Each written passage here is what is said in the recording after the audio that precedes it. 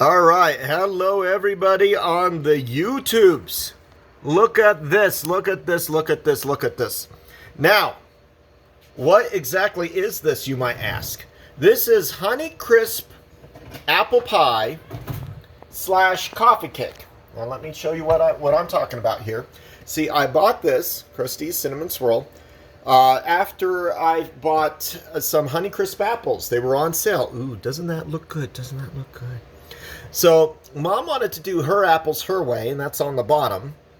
And I wanted to do my apples my way, and that's on the top. And let me tell you the difference between my way and her way. Her way is she sauteed the apples there. Can you see that nice and sauteed? And then she just put the crumb on top with a little bit of the mixture. And so we also put some of this other thing, like a biscuit mix that we have, which we also use to make pancakes with from time to time. What's that biscuit mix called, Mom? Oh, we don't have it out right now. Wherever it is, I might put it in the description.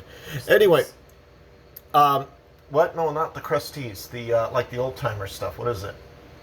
Do you know the biscuit mix that we used? Oh, well, yeah, I thought it was also Krusty's. No, it's not. It's yeah. It's Oh, let me just have it. I'll show him.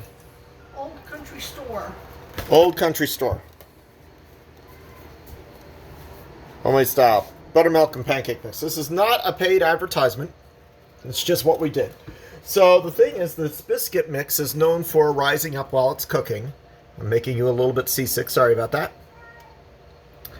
And what I did for the top was I like crispy apple pie. So Honeycrisp apples are sweet enough for me as they are. I've made Honeycrisp apple pie stuff before. I guess you call it Roman style, where you just wrap it all together in a pastry thing and cook the pastry until it's done. But I decided to actually put the coffee cake mix. Mom whipped up the coffee cake mix after I placed all the apples, and I poured the coffee cake mix on. Well, I say poured, but it's more like putty. The coffee cake mix is, very sticky, very tacky. You could probably see that. Then I put a little bit of the cinnamon thing below. Before I put the mix on, then I put the mix on, then I put the cinnamon on top. Now I want to see exactly what's going to happen after these cook.